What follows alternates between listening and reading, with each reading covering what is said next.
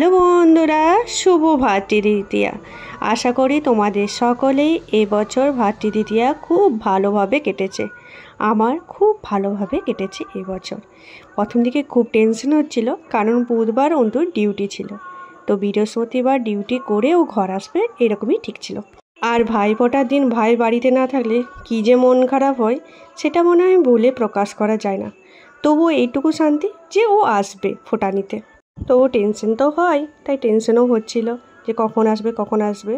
তারপর আমি চান টান সেরে প্লেট রেডি করে নিলাম আর খাবারটাও রেডি করে নিলাম, যাতে ভাই ফোঁটাটা তাড়াতাড়ি অনুষ্ঠানটা সম্পূর্ণ করতে ফোঁটা দিলে সঙ্গে সঙ্গে সবাইকে বসিয়ে দেওয়া হয়েছিল ভাই ফোঁটা নিয়ে নিয়েছি। আমি অন্তু, মান্তুদা, টিঙ্কুদা দিয়ে এসেছিল, বৌদির কাছ থেকে আমি ফোঁটা নিয়ে নিয়েছি আর ফোঁটা দিয়েছিলাম। তারপর পাশের বাড়ি থেকে বৌদি এসেছিল, তো বৌদিকেও ফোঁটা দিয়ে দিয়েছিলাম।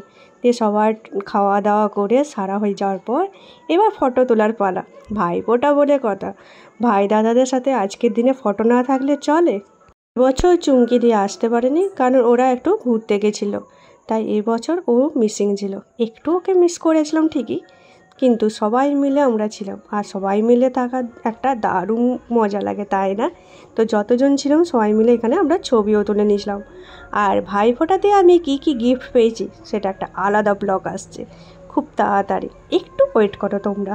আচ্ছা, আমার ফোঁটার প্লেটটা কেমন সাজানো হয়েছে সেটা ঝটপট কমেন্ট করে জানাও তো, আমি ফোঁটার প্লেটটা ঠিক মতন সাজাতে পেরেছি নাকি। আর তোমাদের ভাইফোঁটার অনুষ্ঠান কেমন কেটেছে সেটা ঝটপট কমেন্ট করে জানিও কিন্তু। তো বাড়িতে ভাইফোঁটার অনুষ্ঠান সেরে বেরিয়ে পড়েছিলাম মামা বাড়ি যাবার উদ্দেশ্যে। আমার অন্তুর মোটর সাইকেলে তো চাপাই হয় না, সেটা তোমরা জানোই। যেখানেই যাই আমি বাবার সাথেই যাই, আর অন্তু তো মাকে নিয়ে যাই, তো সেই হিসেবে আমার মোটর সাইকেলে চাপাই হয় না। আর ভাইফোঁটার দিন অনুষ্ঠানে লং ড্রাইভে ভাইয়ের সাথে এরকম মোটর সাইকেলে ঘুরতে যাওয়ার মজাটাই কিন্তু আলাদা। তাই অন্তুকে বললাম চল মোটর সাইকেলে দুজনে মিলে বেরিয়ে পড়ি। অন্তু খুব স্পিডেই মোটর সাইকেলটা কিন্তু চালাচ্ছিল। আজকে পরিবেশটা সত্যি খুব সুন্দর ছিল, আর এরকম পরিবেশে অন্তুর সাথে বাইকে যাওয়ার মজাটাই কিন্তু খুব সুন্দর ছিল, একটা আলাদাই মজা হচ্ছিল। আর আমরা চলে গেছিলাম মামা বাড়ি।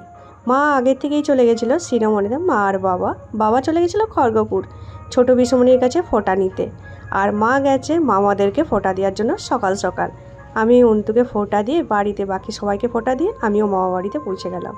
আর ওখানে গিয়েই সন্তুকে, বুড়াদাকে আর দিদাকে ফোঁটা দিয়ে দিলাম, আর রানুকেও ফোঁটা নিয়ে নিয়েছিলাম। রানু আমাকে ফোঁটা দিল, আমি রানুকে, একসাথে আমরা দুজন ফোঁটা দিয়ে ফটোশ্যুট করে নিলাম, আর নিজেদের মতন করে কিছু ছবিও তুলে নিয়েছিলাম।